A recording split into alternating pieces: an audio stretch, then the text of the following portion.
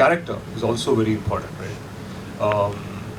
A business is very much, especially in the early stage, is very much about you people as founders. And the pitch and the story that you tell has to be aligned with your personalities. Which means it's just another way of saying that the more natural that you are, in terms of the way you tell your story, the way the story is set, the more powerful it comes across as, right? Um, all these points may appear as being reasonably simple and basic, but I can assure you that these three things can be fairly powerful in ensuring that you make the best impact when telling your story about fundraise. Frankly, the same three C's will apply even when you're selling to a client or a potential client, and honestly, no different. It's not that this is very specific to fundraise in terms of these traits.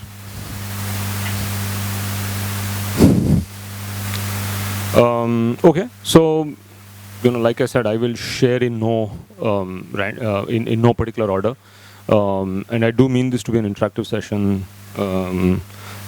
So feel free to stop, put up your hands, and let's talk. So let's talk a little bit about the process itself of fundraising. How many in the room have already raised capital? Because some of that may be pretty obvious. I see 1, 2, 3, 4 hands. And have you guys raised money from institutional investors, like a fund? Anyone in the room who's raised? I know there was one company that has raised money from a fund, but they may not be in the room now for obvious reasons. Which means most of you have raised money from individual investors. Do I take it like that? Angel investors. We have raised money from the government. You raised money from the government, okay, which is the biggest institution, yeah. As an investment. Sure, okay. So let me, and I briefly alluded to this yesterday, is the most important question. Some of the questions you got to answer are what I will say. The most important question is, do you really need to raise money? Someone in the panel yesterday brought this up, saying, do you really need to raise money? And the answer is, if you can avoid it, you don't want to raise money.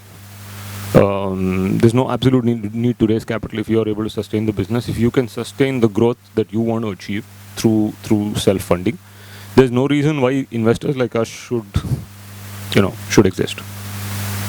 Is that an acceptable view to all of you? So, based on what level and the pace at which you want. Right.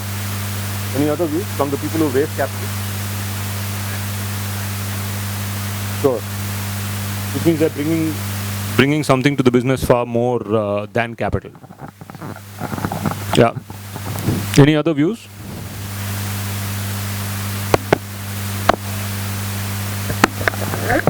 The fund requirement needs to be aligned with the objective, because in our experience, what we used to do is there are funds available for different type of purposes. Yes. For example, we are a startup. We are doing something innovative.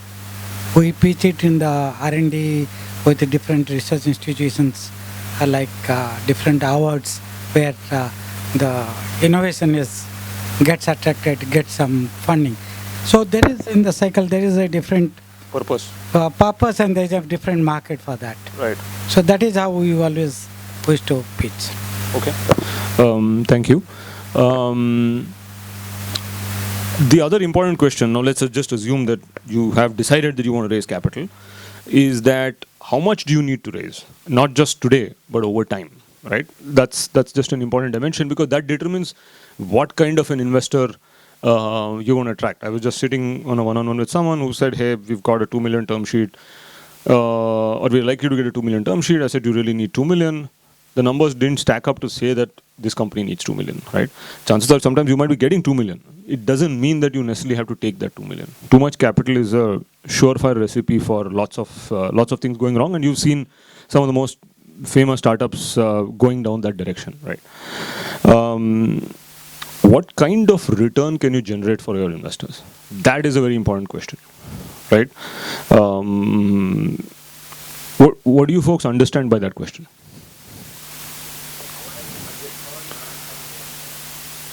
Yeah. So tell me, what kind of a return do you want? So some of you have raised money from...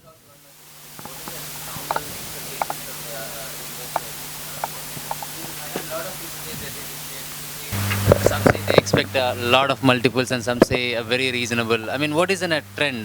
Normally, any investor expects in a multiple returns. I know it is a very personal answer question. Yeah. I'll answer that, but someone said exit, yeah?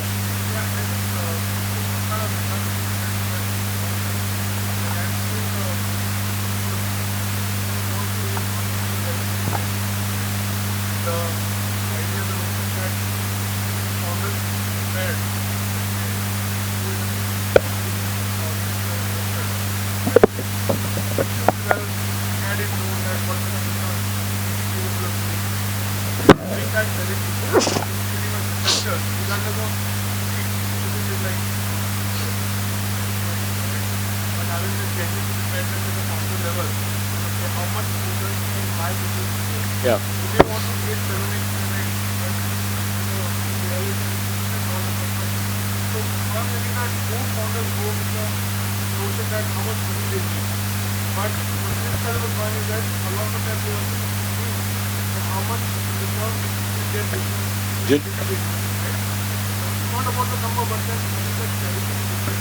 And that's precisely the point, that you have to have a view on what kind of return can an investor's investment get into the business. Any other views? Here. Whatever. I'm sorry, I'm making Simran go up and down. So I think there's what kind of return can you generate for the investors, which is different to what kind of return is the investor expecting on their portfolio as well, necessarily. So what I'm saying is that clearly, if they're looking at making a lot of investments, the return any individual one needs to make is pretty high, Sure. given the potential failure rates. So Sure. what kind of return can you generate for the investor would need to be pretty high for a traditional venture capital type of investor. Yeah. Which, I mean, you have things of 10x over 5 years, right? Sure. Why, that sounds crazy, but it's because of the failure rates that they expect as well. Right. So, does everyone understand what he said? Right? And that's the nature of the venture capital business, is that any VC fund, and you were asking what is the kind of return that is expected, put a number, is that any VC fund will make anywhere between, pick a number, between 12 and 40 investments, right? Depending on the fund size and stuff like that. And depending, if they're doing consumer tech, then the mortality rate of those businesses are possibly 70%, 80%, which means 20% of the companies need to generate an acceptable return, like what he said on the portfolio, which compensate for 80% of the capital not actually going down. When you're a B2B tech fund, that risk profile is possibly slightly different.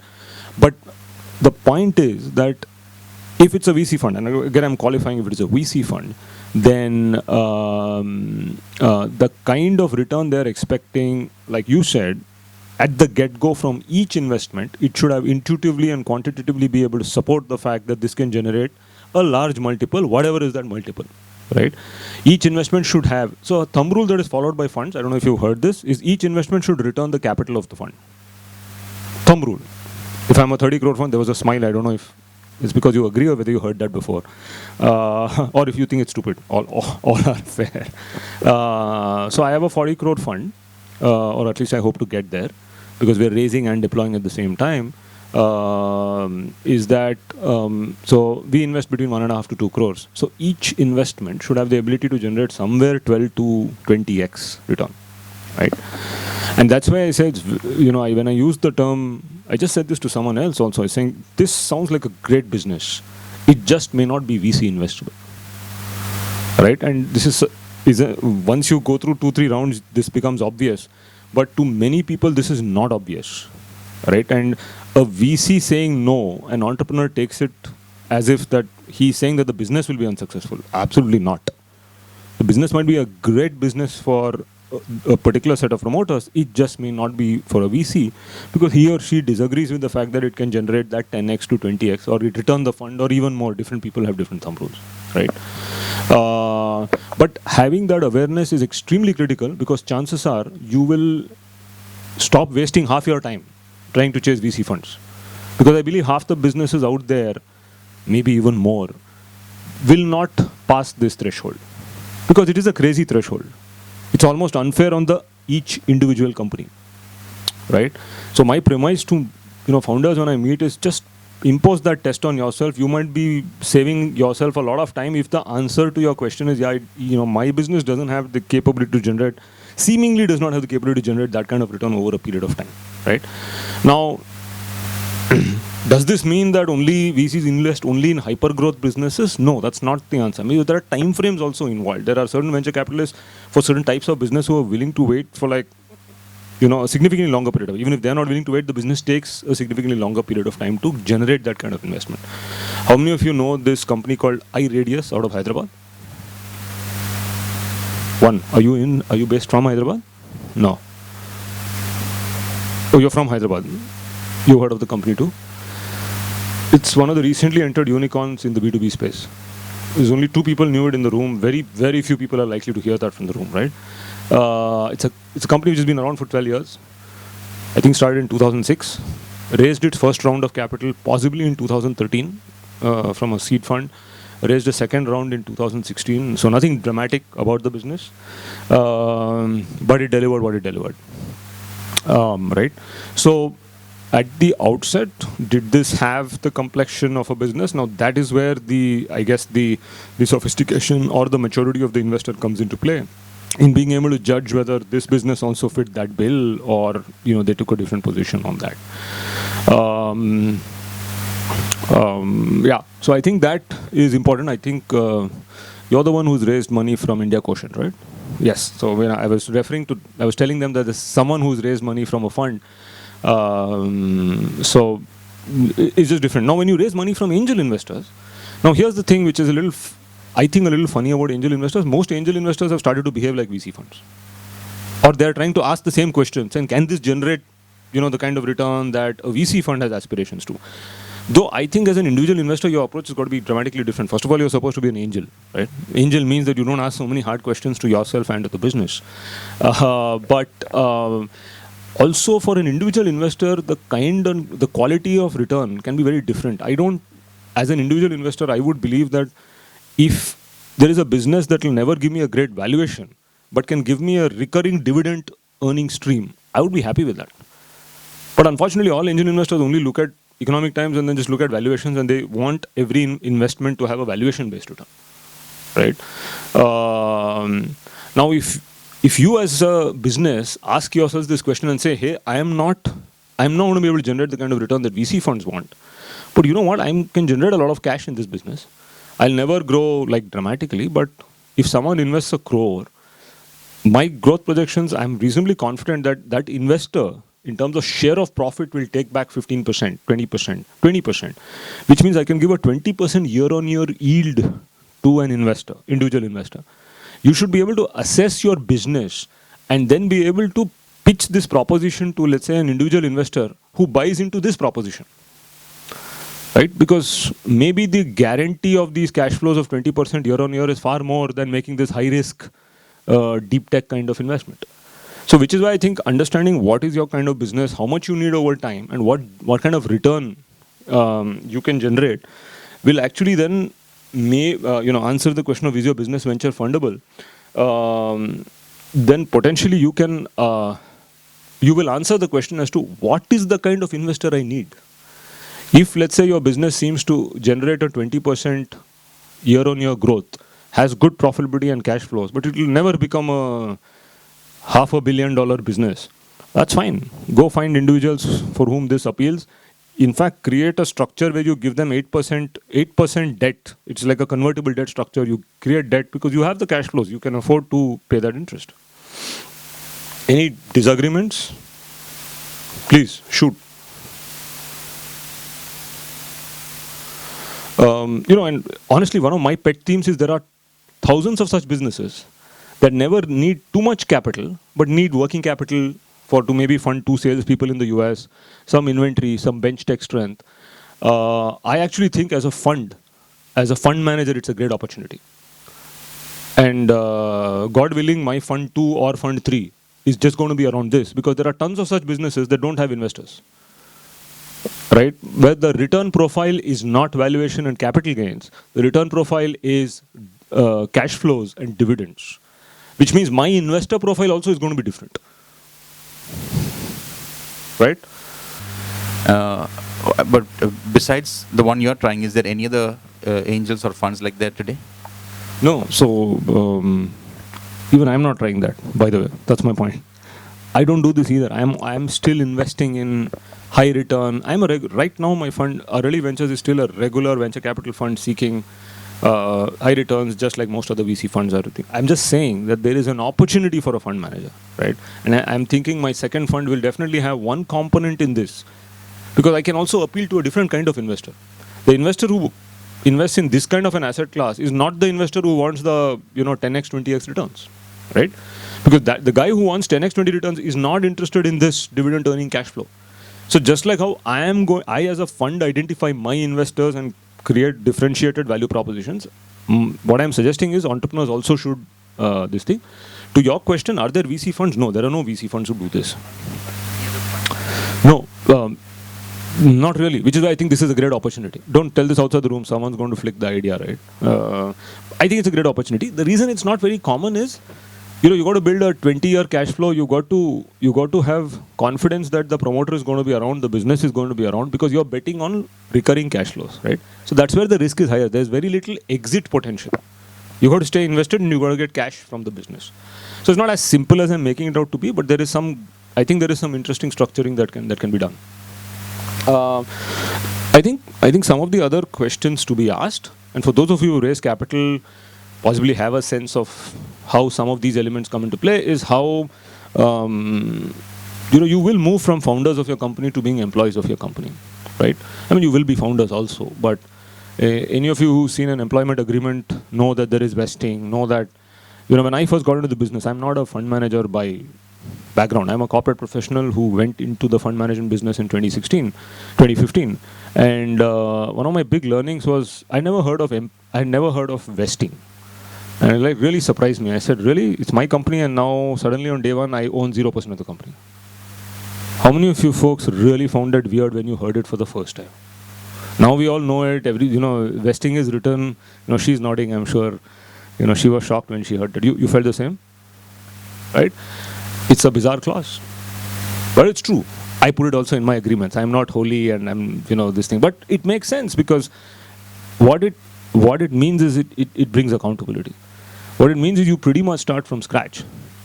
And it's a healthy obligation to say that, hey, you take money, you commit to being committed and to delivering on that capital, right? I just think it's a cultural thing, but the fact is you are going to have to be answerable. You can't after 2 years say, I'm really bored, I feel like going on a spiritual journey and go off to the Himalayas. If you were working in Infosys, you could do that, right? That's your choice. Here you can't do, because chances are you'll have a fund like me who's put a 3-year cliff or a 2-year cliff. 19th month you decide to quit, you will own 0% of the company, right? And that's the reason why some of those clauses are. Promoter disputes are the worst nightmare for a fund. I don't know if you guys are aware. Funds won't tell you that. Because when funds invest, they invest in the joint proposition. When you folks fight with each other or have disagreements and are unable to reconcile, that joint proposition is broken. So our investment thesis is fundamentally broken, especially if it happens in the first 2 to 3 years, right? So one of our investments is a pair of 2 brothers, right? So with husband and wife or 2 brothers, you know that the risk of this happening is much higher, unlike just 2 regular college batchmates. So we went to crazy levels at diligencing the company, so much so that we forcefully invited ourselves to lunch to their house, because we wanted to meet their parents. Why did we want to meet their parents? We want to know what is their background. Then we realized that they're from a Maharashtrian middle class family where the dad and the mom are retired profs. I heaved a sigh of relief, because that kind of family will always ensure that if the brothers get into some serious disagreements, I mean, they might disagree with each other, but they'll stick together, right? So I think some of these are nuances. So how willing are you to be answerable? I know there are people who are just not willing to be answerable. I mean, all founders are strong-minded, but I think a trained mind like ours, just seeing promoter after promoter after promoter, we have the ability to recognize that there are some people who just don't like accountability. It's not about it's not about authority. I don't think any investor brings authority. It is just about being accountable, right? So yeah, I think that's all right. Some more nuances.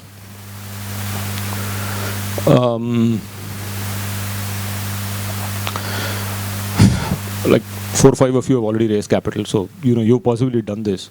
We're a small fund. We're a relatively unknown brand. I would like to believe we have a small brand in our own space that we play in, or we're building a brand.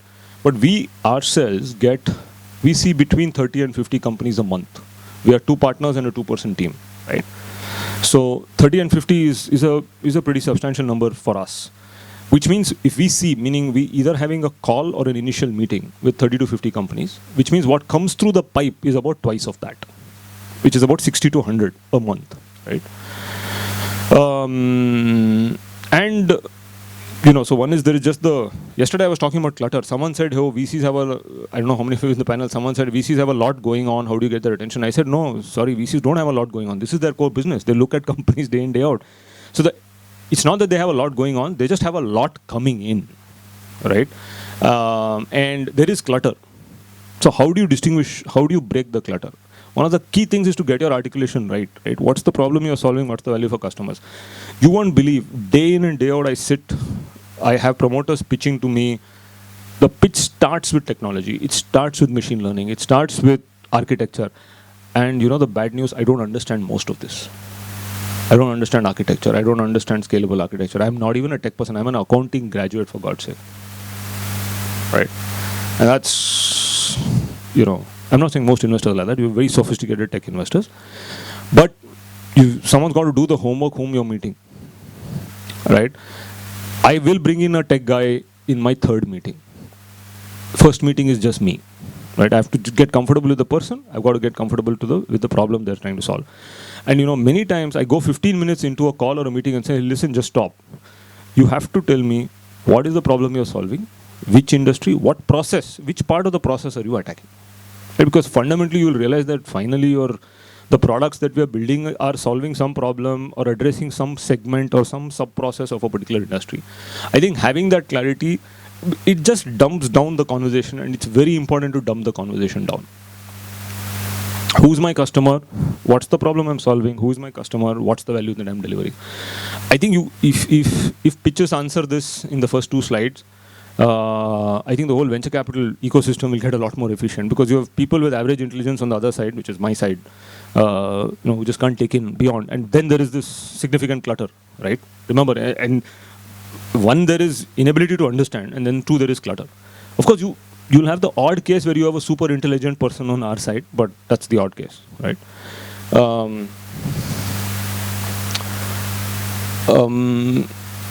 Be extremely clear on market size.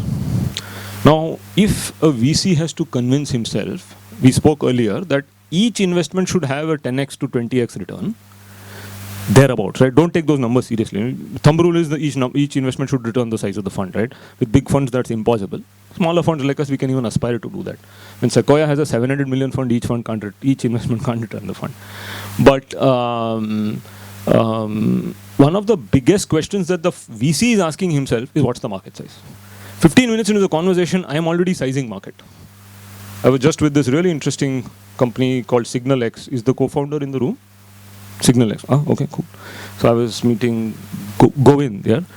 So I liked what he was saying. I liked the concept. I get it immediately. I was fascinated as to how 3 engineers can build a product focused on corp dev, right? I kept asking him, saying, do you have an advisor who's from an M&A team?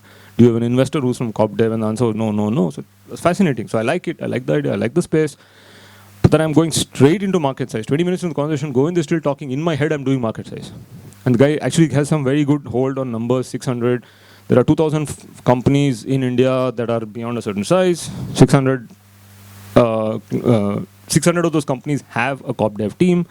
I'm going to sell it in the mine. So I asked him for average price realization. I have 1.5 to 2 lakhs. I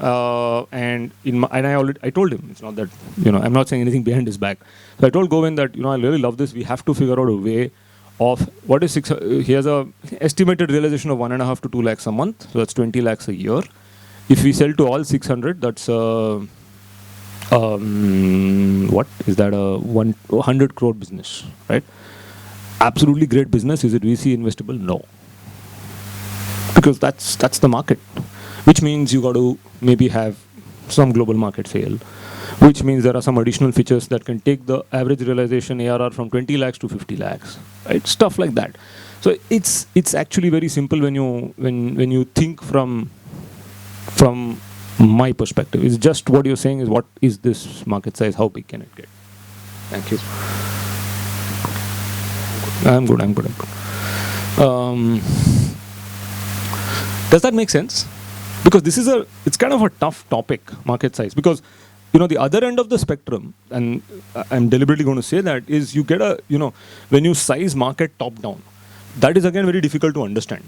You say that there are X million people in this country, there are X million phones, it gets downloaded, this app gets downloaded this many times, blah, blah, blah, and you get a number, right? That's very hard to this thing. Of course, I do B2B, so B2B is inherently easier to estimate. So it's easier for us in B2B tech investing to do bottom-up market sizing, like I did with Govind, right? Or like Govind himself told me. But that bottom-up market sizing, you do the math and you will have the answer yourself. If that market is sub 500 crores, someone said, I can't give exact numbers. I'm giving you almost an exact number. If it is sub 500, 600 crores, even a small fund like us is going to struggle. Because what does it mean? If the market is 500 crores, chances are you will build a 50 crore business if all goes well. Right? And if things go really well, you can build a 200 crore business. At 50 crore business, if I hold 20%, I won't hold 20%, I'll hold 12%. What's the valuation that I can get at 50 crores? How much money will I make on that? I'm likely to make, I don't know what, best case is a 15, 20 crore. Which is a 10x of my 2 crore investment. That's like really best case. So many things have to go right for that to happen, right? So be extremely clear on market size. Be extremely clear on addressable market the way Govind was clear. I find very few people who have that kind of clarity. In fact, he said, I have 2,000 companies, I have 600 corp dev heads, I have their email IDs, that's all I'll reach out to. I said, dude, channel partners, investment banking firms, yeah, but I'm first going to reach out to these 600 people. But that kind of clarity, even if the market size is not this thing, I think the clarity helps the VC fund also clutch on to the same parameter. But you just got to ensure that size is big enough. I'll pause. Questions? Comments? What was your experience? No. The lady who raised money from a fund.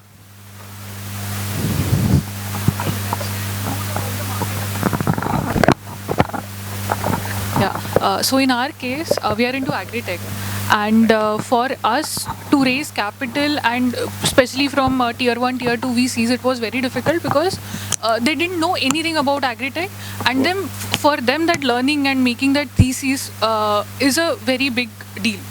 For us, fortunately, our current investors, they had experience of agri-tech. So when we went to them, it did not start at 0. It started at 1. Like what exactly we want to do and how what is the exact market size we want to capture.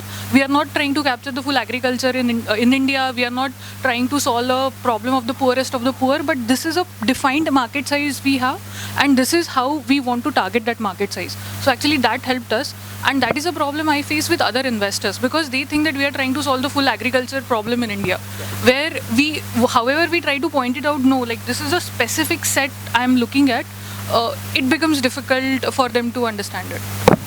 That's a great point, because she was lucky. I know the fund that she raised money from, they're a great bunch of guys. So she was lucky to get someone who has a baseline understanding, but even then may not have fully understood. Yeah. They have a base understanding.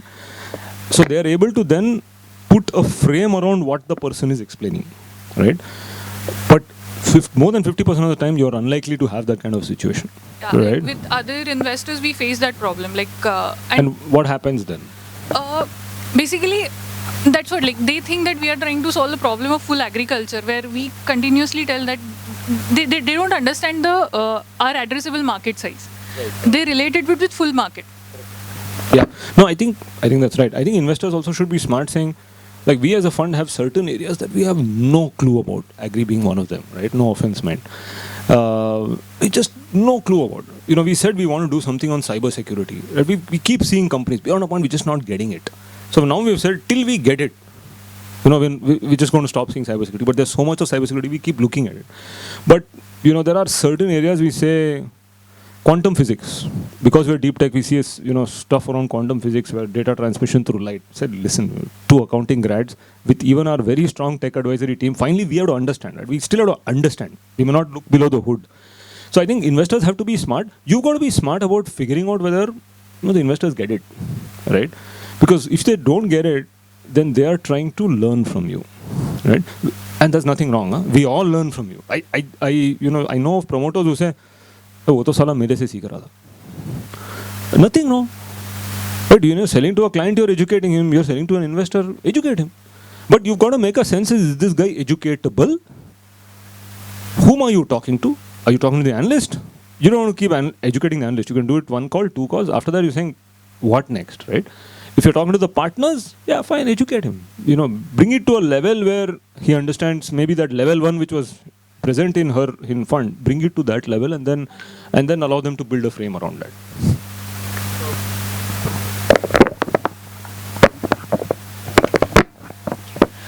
So market size, like we've been talking to investors, there for a tech platform kind of a company, the market size is depending on various factors, like how many verticals that same platform can be used in. Like say we have solutions for hospitality or say office spaces. Sometimes it backfires if you're talking about too many verticals. You want to do everything right now. Sure.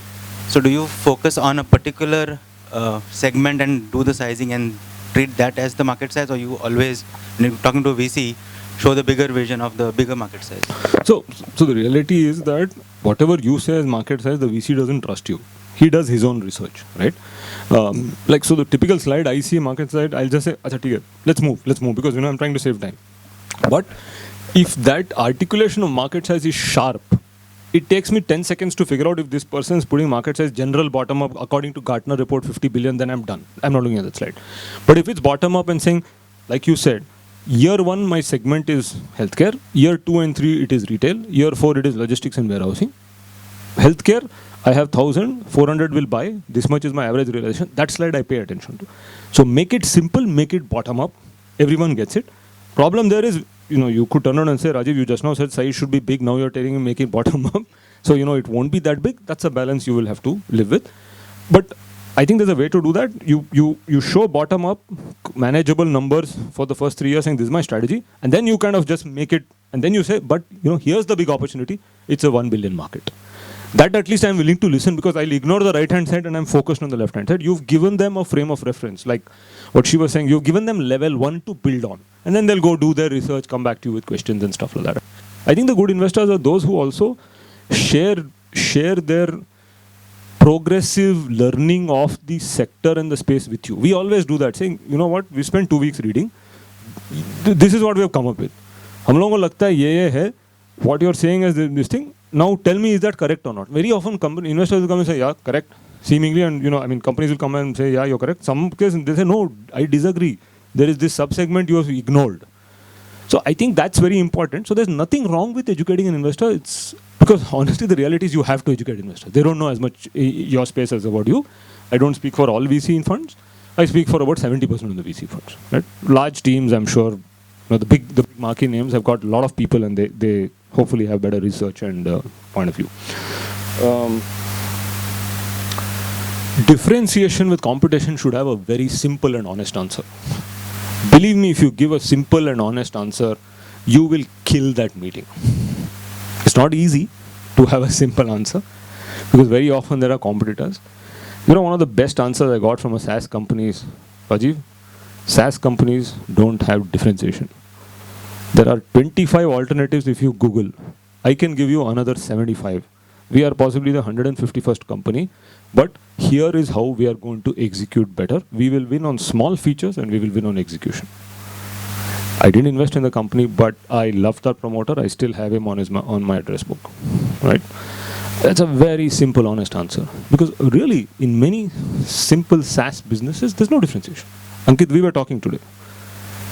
I think he said it. He said, "There's no differentiation." I said, "But yeah, you've got to figure out differentiation, otherwise your average realization is a problem, boss." That's what I told him. Right? Forget VC. As a business, he needs to figure out what the difference. And differentiation need not be this dramatic thing. Sometimes I wondered, we're doing a deep dive on collaboration products. Microsoft, right? So big on collaboration. So Microsoft Teams was there forever. So many collaboration products have been there forever. Email being the primary collaboration product, right? And then we've had innovation. We've got so much innovation. And you have a lot of global products. And then Slack comes and goes to IPO. What does Slack do that's like fundamentally different? Not a whole lot. Right? It's not a whole lot. Yeah, it gives this, interesting user interface. It gives this. So they're one on small features. There's some very small differences that they play on. I don't know if you know this company called Front, Valley-based, valuation of 800 million, who are focused on making email more fashionable. They're saying go back to email. Forget about Slack. And you know who's the biggest investor in that company? Slack. Right? So I think differentiation should have simple answers. It should have honest answers. It should have direct answers. You can't be the Uber of agriculture. People don't understand. First of all, he doesn't understand the segment. Then you say you're the Uber of agriculture. You can have all kinds of interpretations, right? Don't allow them to interpret. You give them the interpretation. Have a clear grasp on numbers. When investors ask you what's gross margin, you better know what gross margin is. You can't say, let me look at the model and come back to you. Because the understanding of numbers is an understanding of business. It's not an understanding of finance. Many entrepreneurs have come who, especially, don't kill me for saying it, especially the engineer variety, who come and say, yeah, I don't know the numbers, but it's mota this much, right? And some of these terms might seem technical. They're not technical. They're business numbers. Gross margin, you need to know. You need to know what unit cost is. You need to know what's your variable cost. You need to know at what level do fixed costs start stepping up, because it's an understanding of your business. It's not an understanding of finance. There's a big difference. All right. Okay, so we kind of spoke about some of the process elements, if you will. Let's talk a little bit about the art part of it, right? Uniqueness of differentiation is highly overrated. Passion is underrated. I see many startups trying to be unique, talking about how their product is this thing. But if they express significant passion, and with passion comes an understanding of the space, what's happening in this area in the valley. One of my favorite entrepreneur teams is a team that I met before my fund. It's a company called Scapic. Look at it. It's a virtual reality company. It's a cloud-based content authoring and consumption platform called Scapic. Two founders. One guy is a 24-year-old, the most mature 24-year-old I've ever met. I wish I was half as mature when I was 24. And the other guy is a 29-year-old, right? And they just had a product, maybe had a beta version. But I think the knowledge of the space showed me that these guys are reading about VR and AR all the time. They know which conference is happening where. They know. So, part of, and this was when I was running CDEX, so we helped them raise capital from another VC fund. And I know that the fund was sold not so much on what this product was, just sold on the team and their passion and belief in VR. So sometimes a lot of passion it's not just about interest in your business, it's also about how much you know about that space. Right? I think that's a very powerful signal for passion. You know this, business traction is worth 1,000,000 words. So if you can postpone your pitch conversation by 4 months because you'll get a few more customers, few more learnings, that's important. I mean, I often get asked this question. It's a very difficult question to answer. Is what is the right level of revenue I should have, right? I don't think it's the quantum of revenue. It is what are the learnings you've got from the traction, right? Have you done experiments to say that for this type of client segment, this is the price point that works? For this particular segment, this is the kind of contract that works. If you're able to say that, hey, okay, we've done experiments. We've got 4 types of clients. These are the price points that works for each segment. This segment we still don't know because it's all over the place. So I think it's not the quantum of traction, it is the quality of learnings that you're then able to maybe package in a sensible way and show to investors. Someone asked me yesterday, what do I need? How do I... someone asked me, right, saying that if I want the first 25 lakhs and I only have a concept on paper, what kind of investor? There is no kind of investor. It's only your girlfriend, boyfriend, uncle, dad, mom. It's just you have to put your money to get the thing off the ground. Because I, as an investor, we always ask the question, who's invested in you so far? How much of your own, if that's not there, how much of your own money have you spent? If you're coming for the first, after spending the first 5 lakhs, if you're coming to me, then, I'm questioning myself that maybe this guy's girlfriend didn't, trust him. Why should I trust him? So you got to show some skin in the game. We spoke about this. Break the clutter. Don't focus on selling. This is a very deeply personal learning for me. So I'm very passionate about this, right? That because we're full of clutter. I used to be back. I used to run a business unit sales and fulfillment. I built that business at Infosys, in the Infosys BPO business. So I used to land up at conferences in Chicago. This is circa 2005. I know this some order to cash conference, coffee break. People are drinking coffee and I'm exchanging cards, shaking hands and saying, hi, I'm Rajiv, I'm from Infosys. We do order management. I've got 5,000 people. Little did I realize that this is a coffee break. He's already bored with those slides and those discussions and the presentations. The last thing he wants on a coffee break is another guy telling him some gyan. Forget about whether it is sales or not, right? So I think don't focus on selling. I know it sometimes, it is popularly seen that you'll get this 5 minutes with that partner after he comes out of that panel discussion. If you're trying, don't even try and tell them about your company. Don't even try and tell them about your product. Just give them your card and say something, this is what you do. Figure out something that gets you recall. This is tough, but this is important. It's extremely important. Figure out a way to break the clutter because there is too much clutter. Right? There are two easy ways to break the clutter. One is if you're good looking. Guy or girl. Then the people remember. The second thing is in that first meeting when you shake hands, if you said, by the way, I do bungee jumping or I run the Boston Marathon, then, again, that's unique, right? But there's only 10% of the people in the world who are either good looking or have got exotic stuff. If you're like me, in the remaining 90%, you've got to figure out other stuff to say, which makes you interesting, right? So I always say this, so this is free gyan, nothing to do with fundraising. Read books and watch movies. It's a very simple method, right? Not watch movies like not the Shah Rukh Khan variety, you can watch that also, but stuff that, because each movie and each book gives you a story to tell, and each story you tell makes you a more interesting person. And the more interesting person you are, the person has recall. Like I remember that founder who told me I have no differentiation. That's it. I just remember the guy. Next time he raises money, he will reach out to me. I may not invest. I'll introduce him. He's got my attention, right? So just think about that. It's small, but it can be very, very powerful. Sorry. I said don't pitch your company in the first conversation. Talk about yourself. Say something. See, because you're going to get 3 minutes with that guy. He's walking out of some panel discussion. Say 7 people are surrounding him. I've always seen that scenario and saying, how inefficient is that? 7 people are surrounding him. The poor 7 guys are trying to, jostle each other to get that guy's attention, this Sequoia partner's attention. That guy is appearing really cool and saying, yeah, I'm exchanging all cards. He actually wants to just get out. So, there's very little recall in those few minutes, right? Or even in that 20-minute meeting. Even in that first meeting where, yes, you will talk about your product and solution. Try and leave things for him to remember you people as individuals. And do some research. Do some research on social media, right? What is this person? Did he work in a company? Because that you need a common note. Hey, I heard. I saw that in LinkedIn that you started your career in Arvind Garments. By the way, I spent 10 years in the textiles industry. There's a lady who told me this.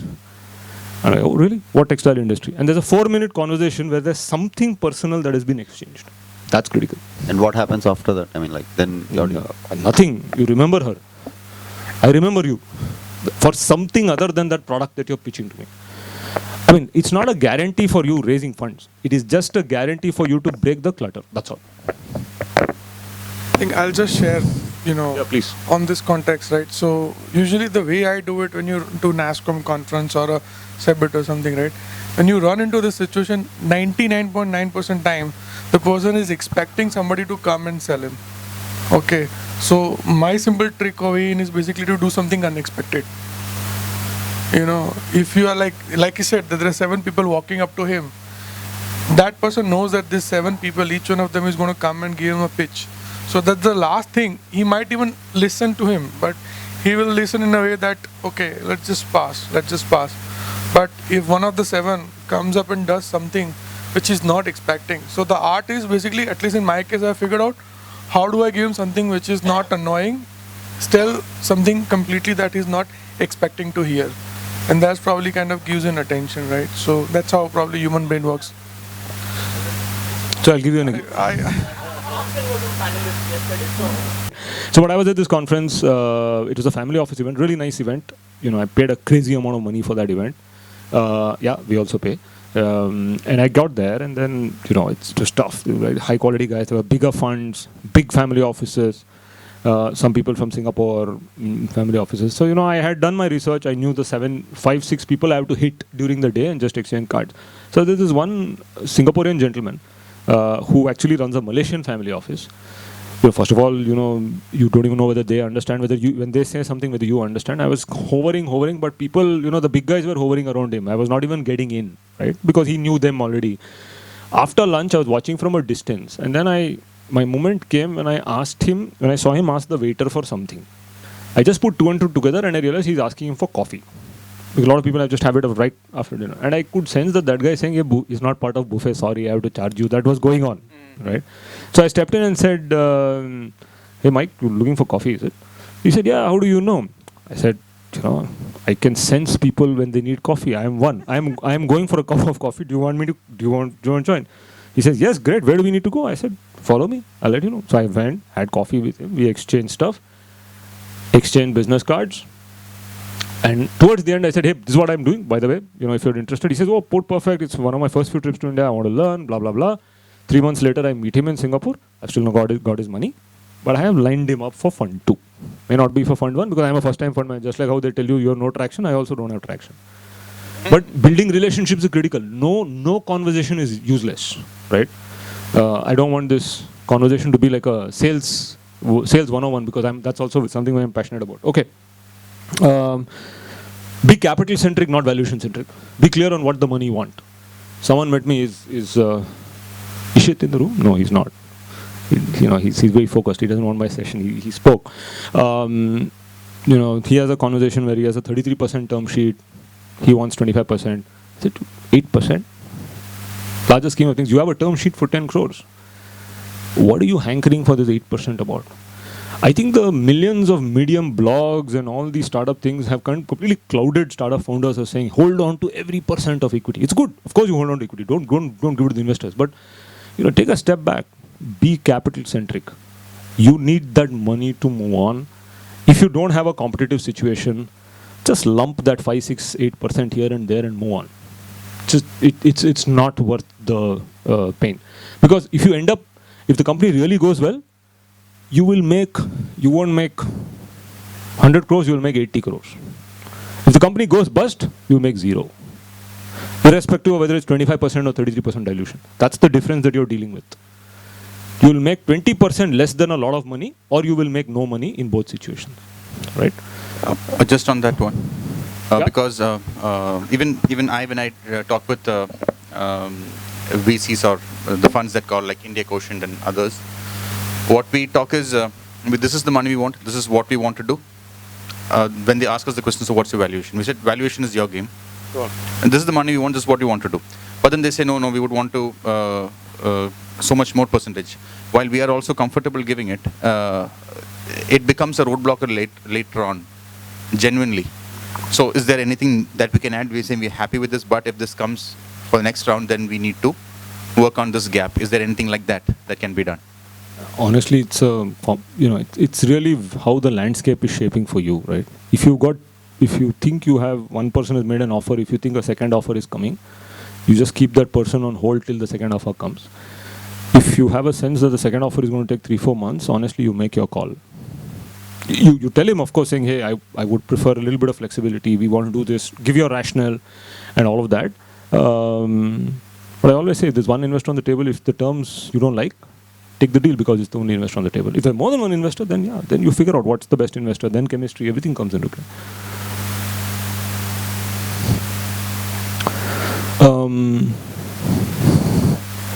Fundraising should have a target timeline, but for those of you who've done it, you know that it's an ongoing activity. You will never stop fundraising. It'll just keep happening. It takes a significantly long time. By the time you finish the first one, you're already ready for the second round. That's how long sometimes it'll take. Right?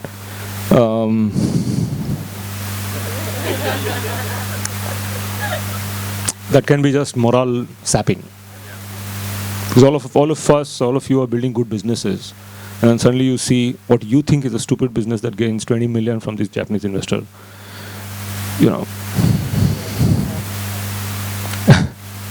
But no, sorry, of course I read. That's my living. I read a lot more than Economic Times. But, I think the point is, when we are in campus, when you're in engineering, when I graduated from B school, I'm from IIM Bangalore. You have this popular thing that happens on placement day. Ki, yaar, she got selected by McKinsey. He got selected by Lehman Brothers. वो तो मतलब, how could she? How could he? How could they? Right? And I used to tell folks that in my midnight counseling sessions that, listen, market is supreme. If there's a reason the market has chosen, the market is always right. Right? It's the same thing with startup. Just be philosophical and say, yeah, if that investor has invested that much, there's something right. Try and get the positives. The negatives will play itself out in 2 years. You will see yourself when that company goes down. Okay, this was just an additional slide I put in last night. I get some questions around this. So some myths and some realities. Not having a tech co-founder could be an issue. You'll have funds who say, no, there's no problem. But if there's no tech co-founder, that question is always in the VC's mind, saying, who's going to build tech? Oh, by the way, if the tech guy is an employee, then I'm a little worried. Right? If fundamentally we are investing into tech products, right? You'll have VC funds who tell you, say, single promoter is no problem, 4 promoters is no problem. The reality is single promoter is a problem. No two ways about it, right? 2 people are ideal. 3 is getting crowded. 3 is getting a little difficult, and 4 is a hell of a crowd. Because if there are 4 promoters, then look at the the dilution that is happening after Series B. I know that individuals are going to be in single digits. This is the reality. The big questions you get in is, okay, is an IIT IIM or an REC tag important for you and stuff like that, right? I think it's a very personal question. There's no single rule saying that people can't say that, oh, pedigree is not at all important. There are people for whom pedigree is important. There are people for whom pedigree is not important. You maybe have to do your research on where these people have invested in. Is there a singular pattern that is emerging from their investments? I think that's what it is. There's no single answer. This is my favorite. Please pay attention to finance and compliance. I'm honestly tired of promoters who say that, oh, that's non-value adding activity, hence I have not paid TDS, hence some returns are not in place, hence I didn't issue share certificates, hence I didn't pay attention to resolutions. Grow up. You are running a business. If you're running a business in a particular regulated fashion, you have to do all of this, and it is not non-value adding activity. Because when we come in as investors, or when we are all together and the next investor comes, issues like this can derail the transaction completely. There's like an earnest appeal to focus more on all matters relating to finance and compliance. I think demonstrating execution capability as to how you will execute, who are the people that are likely to help you execute, what is your experience in this particular area, or let's say in the previous startup that you did. I think that is also extremely key, because execution is always big on early stage funds minds. I mean, if it's a Series A and all, then there's already some amount of execution that is demonstrated. Obviously, still the execution has to be proven out, but that's an important factor. I think I'm done. Any questions I can take, but I know we've taken questions along the way. Questions, comments, all welcome.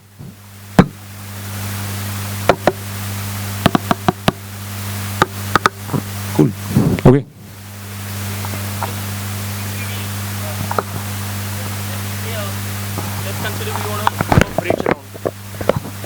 Let's consider we want to do a bridge round in between after raising a seed.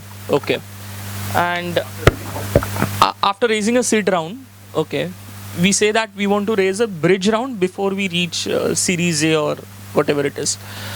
But at the same point of time, raising that capital in CCD, that is compulsory convertible debentures, okay, what is the sweet spot of ticket size, what investors are comfortable investing in CCD as far as the funds are concerned? Honest answer is, in the Indian ecosystem, funds are not comfortable investing in CCD. Because the Indian ecosystem is not mature. There's a very reason for it. It's not just because VC funds are being stupid about it. Is that in the US, when you see safe notes, which is the CCD equivalent, there is money through safe notes. You have a Valley startup that will raise, one of our investee companies raised money from us in Jan of 19. They got selected by YC. In August of 19, they got their next round graduating from YC. Maybe because of the YC glamour and all that, but they raised their next round. And that's also a convertible, a safe note, right? So what happens in the US is there is so much depth in the venture capital ecosystem that you have rounds following each other fairly rapidly. So the investor who comes in round 1 and round 2 there knows that in 6 to 7 months I'm raising capital. So the timing difference is less. So convertible or a safe note is an appropriate structure. The Indian ecosystem is still maturing. The amount of capital is still way, less than what is required. So here, as an early stage fund, when I invest, my next round is likely to be 18 to 24 months. Right? And not as in, angel investor. Angel investors are fine, right? When my round is 24 months away, that's a long period in which I am taking risk at a much earlier stage. So I, as a fund, want my round to be priced. I want equity. I don't want it to be based on a valuation 2 years from now. So frankly, I don't think VC funds like CCD. It is starting to happen. We have done one CCD investment. I don't think there is a size appropriate. I think it is a stage. Well, let's consider a company is looking to raise the next particular round after closing that CCD round immediately within 6 months. Yeah. Then there is still a positive side. Yeah. But the thing is... But just wanted to understand the investor point of view and perspective towards ticket size on CCD. Yeah, it cannot be large. It's got to be sub 4, sub 5 crores, at which I would be, most investors will be willing to. But you say, next 6 months it is going to happen. I, as the investor, have to be sure that it is going to happen in the next 6 months. Otherwise, this next 6 months is next 24 months. That is the depth of the ecosystem. That's what I'm saying. It will change. It is slowly changing. Transactions have begun to appear. It's a function of time, rather than anything else. Okay. Thank you. All right. Thank you all. On queue, we've got Rajesh coming in.